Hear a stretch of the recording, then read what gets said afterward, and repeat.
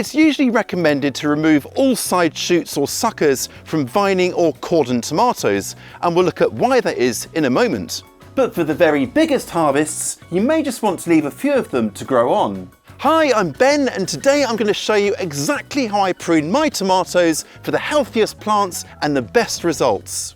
I grow my tomatoes in two ways: in the greenhouse supported by these strings, and out in the garden tied at regular intervals to upright canes.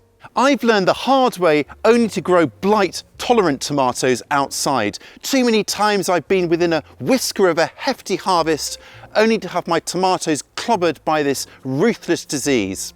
Blight resistant varieties, however, can get a hit of blight and then push on through with fresh growth. And this is the first reason to prune our tomatoes, to remove excess foliage so more air and light can reach all parts of the plant. This will help to really reduce disease risk, not just blight, but fusarium wilt, mildew, septoria leaf spot, a whole range of diseases. For me, pruning starts with the bottom of the plant, so let's come down here and I'll show you what I mean. So I definitely want to remove any leaves like this one here that are in contact with the soil. Wet leaves are a real danger point for disease, so by cutting them free of the often damp soil, well, we're greatly reducing that risk.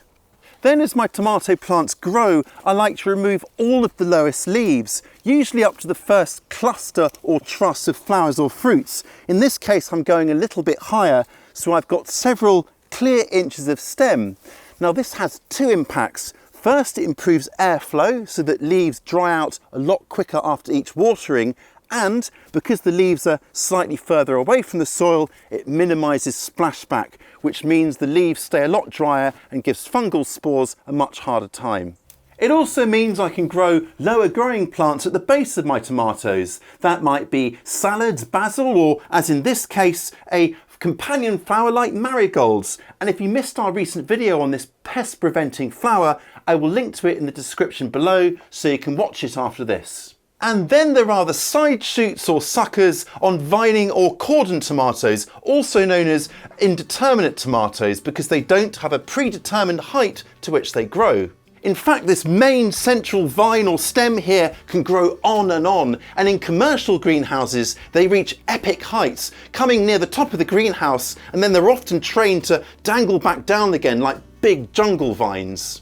Come in closely here and you can see one of the suckers developing. So this here is the main stem, and the leaves come off it at a roughly 90-degree angle, and where they join is the leaf node. But if we come up here, we can see a sucker. So we've got this leaf coming out as normal, but then at a 45-degree angle here at the leaf stem union is this sucker, this one here. So this is what we're looking for. If we were to leave this, it would grow on and effectively produce another stem with suckers of its own. This would create a much bushier plant. That's fine if you've got space, but in a confined area like this, with more plants packed in, we need to remove them to ensure that all-important airflow. Now the easiest way to do that with little suckers like this is just to simply pinch them off between your finger and thumb like that. And I like to go through every couple of days and just work my way from the top or the bottom, just clicking off these little suckers as I come across them. If you get a big sucker like this one here, you don't want to risk snapping it off because you could accidentally tear the stem as you do so. So use a sharp pair of secateurs or pruners or a knife like this and just go in and cut it off.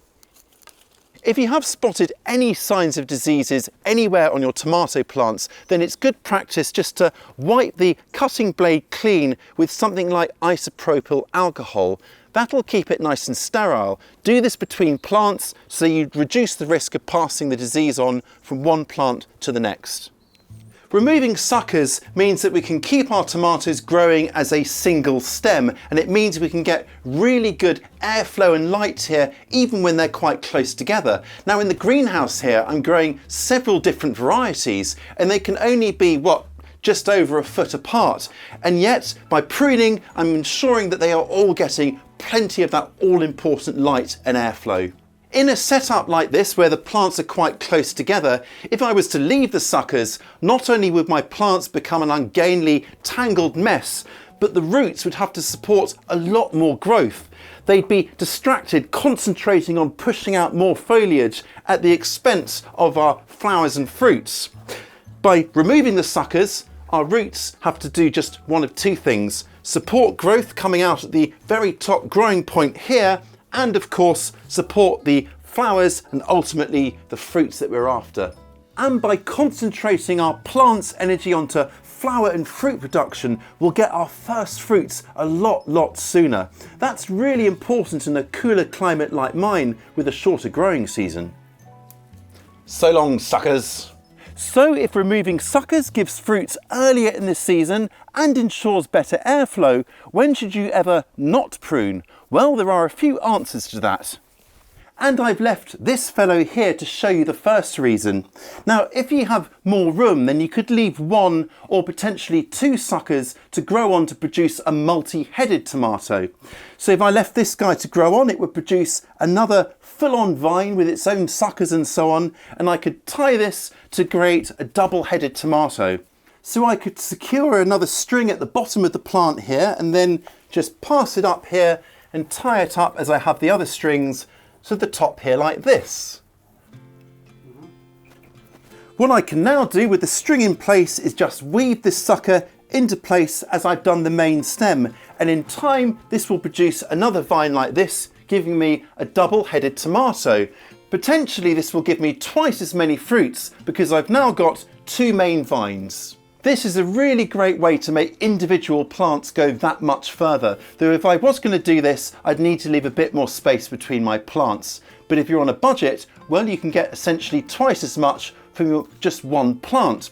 However, we are on a bit of a space constraint here, so I'm going to remove this sucker to make sure all my plants have enough room. If you're in a warmer climate like mine, then you can make use of these larger suckers here by turning them into cuttings.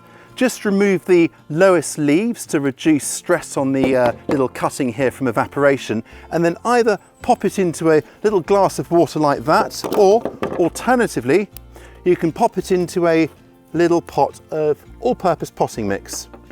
Now keep this nice and moist, and once you see new growth on here or new roots on here, then you know you've got young little plants ready to transplant.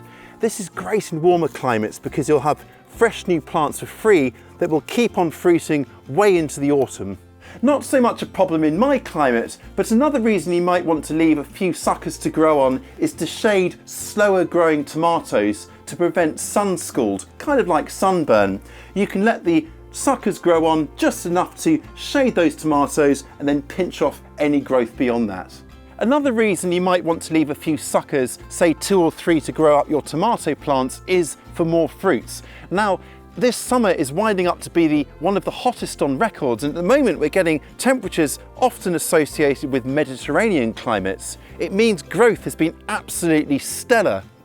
But what it means is that in the greenhouse anyway, we're already at the top of the supports there, and there isn't much room to carry on growing. So once I pinch out the growing points, well, I've essentially stopped plants growing, and all of the fruits that are already forming will ripen up quite quickly, and then I'll be left with nothing else. So I have a tactic in hand. Let me show you what I mean. I've come outside to show you this because this is the best example of what I'm trying to explain. So I've got my main stem here and then this sucker coming off here. But look here, it's also producing some flowers, and these will then produce fruits. So I could leave this to grow on, just pinch out the top beyond the flowers, and then I've got one simple truss of flowers and then fruits growing on from this sucker. Now if I left, say, 2 to 3 of these on each plant in the greenhouse there, well, I'd be getting that much more fruit. So it's a great way of getting even more from my plants. If you're gardening in a really warm climate with a nice long growing season, then you may find that pruning isn't even necessary at all, because there will be plenty of time left for all the fruits that form on all the side shoots to nicely ripen. However, I would still remove those lowest leaves to ensure good airflow, because diseases will still be an issue. So we've had a look at how to prune vining or indeterminate tomatoes. The other type of tomato are determinate or bush tomatoes. Now I'm not growing any of those this year because I just reckon I can get more plants of different varieties into the space I have using vertical growing indeterminates. But if I was to grow bush types, here's how I would prune them. Firstly, I would tie the main stem to a sturdy cane or stake, just to keep the plants upright so they don't flop over under the weight of all those fruits. Pruning would actually reduce how much fruit you get, because the fruits in bushy tomatoes are produced at the end of each sucker or stem, so by pruning them you'd lose all those fruits. What I would do, however, is remove those lowest leaves again, just to improve airflow and to reduce the chances of splashback. And that honestly is it. So if you're not sure about pruning and you don't like the idea of it, determinate or bush tomatoes could be for you. Pruning tomatoes needn't be complicated, and I hope this video has given you the confidence to keep your tomatoes trimmed and handsome. Keep on pruning, and I will catch you next time.